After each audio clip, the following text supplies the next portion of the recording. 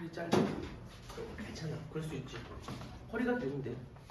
자, 보십시다. 여기서 이제 비활성 기체에 대한 기본적인 개념이 정리가 되어졌고, 자, 이제 어떤 말이 나올 거냐면, 이게 첫 번째 비활성 기체라고 하는 개념은 일단 이 원자 번호가 양성자고 그 전자의 개수이고, 그 원자 번호를 통해서 전자의 개수, and 수와 위치까지도, 다시 말하면 여기 첫 번째에선 2개까지가 다 찬 거야. 더 이상 못 들어가요. 그래서 처음에 2개가 들어가고 두 번째 껍질에 8개까지가 들어가는 게 끝이야. 그 다음에 여기선 첫 번째 껍질에 전자가 2개, 두 번째 껍질에 전자가 8개, 세 번째에도 8개가 들어갔을 때 이러한 모습이었을 때가 안정한 상태입니다 라고 하는데, 여기까지는 약간 주기율표적 개념이거든. 그러면 여기서 궁금해. 왜 쟤는 2개고 8개고 8개입니까? 라고 한다면 아까 잠깐 얘기했지만 주기율은 오비탈까지 와야지만 완성이거든. 그럼 오비탈을 배우면 왜 그런지를 알게 돼요. 하지만 오비탈은 배우지 않기 때문에 얘는 그냥 이래라고 하고 너희들은 인정을 해주고 출발해야 돼. 이래야 돼. 자, 그런데 이제 어떤 일이 생기냐면 이런 일이 생겨요. 비활성 기체 이외의 원소가 있어요. 비활성 기체 이외의 원소라 하면 1쪽부터 17쪽 원소를 이야기하는 것이겠지. 그 원소들은 이제 어떻게 하려고 하냐면 이 원소는 어떻게 비활성 기체와 같은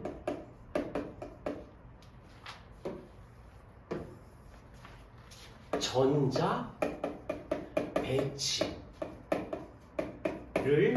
여기서 전자 배치라는 건 위치와 수를 저 모습을 가지기 위해 어떤 일을 벌이냐면 전자를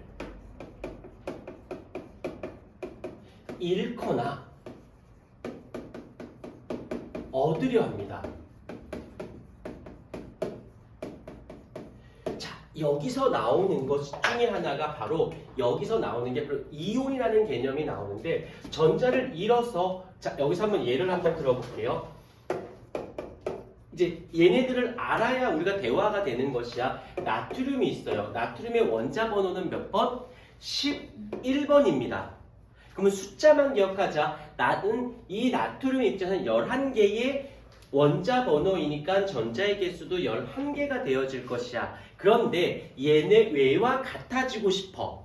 그러려면 방법은 어떻게 하는 것이 가장 좋을까? 전자 하나를 버리면 되겠죠? 하나를 버리면 10개가 될 거 아니야. 오케이, 여기까지 되어졌고, 하나 더. 이제 마그네슘을 보자. 마그네슘의 원자 번호가 몇 번이냐면 12번이에요. 12번이야. 그럼 얘네와 같아지고 싶어. 그러기 위해서 할 수 있는 방법은 어떻게 하면 된다?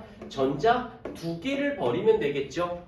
이게 웃긴 건 이런 과정 없이 얘네는 양이온되고 얘는 음이온되고 얘는 전자를 잃고 얘는 전자를 얻고 얘는 몇 개를 얻고 몇 개를 잃어, 이렇게 외우라고 시키거든. 그러지 말고 얘를 기억하면 되지. 조금 복잡해 보일 수도 있는데 어차피 이 개념도 출제가 돼요. 그럼 이것도 외워야 돼. 그 다음에 이것도 외워야 돼. 하지 말고 얘를 통해서 내가 계속 얘를 만들어낼 수만 있으면 돼요. 자, 그 다음에 알루미늄 원자 번호를 안다라는 전제 조건에서 이야기하는 거야. 원자 번호가 13번이에요. 그럼 어떻게 하면 될까? 3개를 버리면 되지 않을까? 그럼 쟤와 같아질 거 아니야. 그러면 알루미늄은 이렇게 어떻게 전자를 잃어서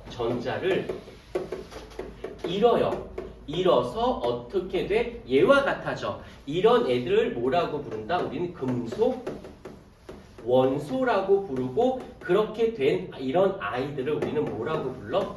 양이온이 되었습니다 라고 이야기를 한다는 것이지. 오케이, 그러면 이제부터 내가 원자 번호와 이 비활성 기체만 알면 이제 양이온들이 누군지 알 수 있을 거고, 양이온이 되더라도 몇 가, 1가지, 2가지, 3가지 한번 좀 더 해볼게요. 이번엔 플로오린이라고 있어요. 원자 번호가 몇 번이냐면 9번이야. 그럼 그대로 할 수 있겠죠? 하나를 얻으면 되겠다. 그럼 10개 될 거니까. 그 다음에 산소를 보자. 원자 번호 몇 번? 8번일 거예요. 8번이니까 어떻게 돼야 돼? 2개를 얻어야 되겠지? 오케이. 그 다음에 질소를 볼까? 질소는 원자 번호가 7번이 되어지니까 어떻게 돼?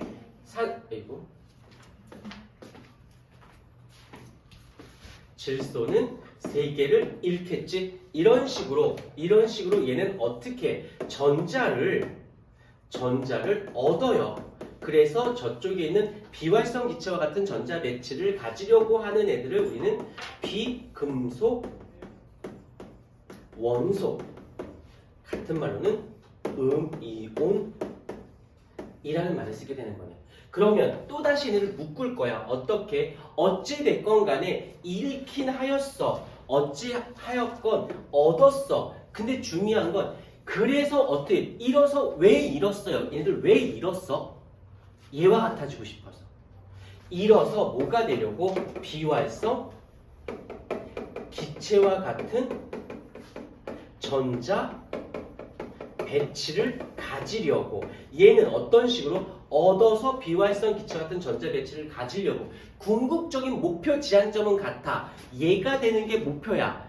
근데 방법론에서 잃어버려서 제가 될 건지 얻어서 제가 될 건지, 그러면 이걸 기억할 필요는 없어요. 어떻게? 얘를 기억하면 되지. 그래서 원소들의 원자 번호를 알면, 숫자만 알면 이 28을 갖추기 위해 잃을 건지 얻을 건지가 언급이 되겠지. 그러면 이제부터는 어떤 일이 발생하냐면 굳이 이런 걸 다 안 외워도 돼요. 근데 문제상에서 어떻게 나오느냐? 인의 원소라고 해버려. 이렇게 실제로 알려주면 되는데 그러면 찾아할 수도 있어. 근데 갑자기 임의의 원소를 던져버려요. 그러면 그 임의의 원소가 어떤 행위를 하는지를 보고 얘가 누군지를 찾을 수가 있는 거지. 그러면 이렇게 공부하면 그 임의의 원소에 관련된 문제까지도 잡아낼 수 있고, 근데 이렇게 할 때마다 계속 나오는 게 좀 너무 귀찮아. 그래서 한 단어로 묶을 거예요. 뭐라고?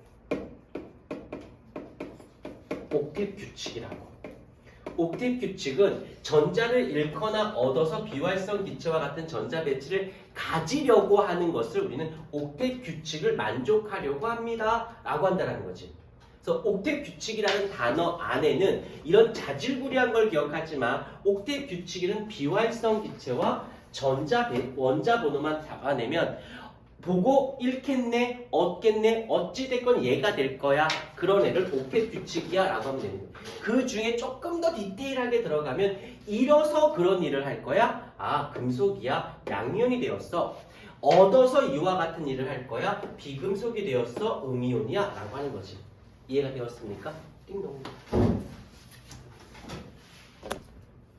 흔들면서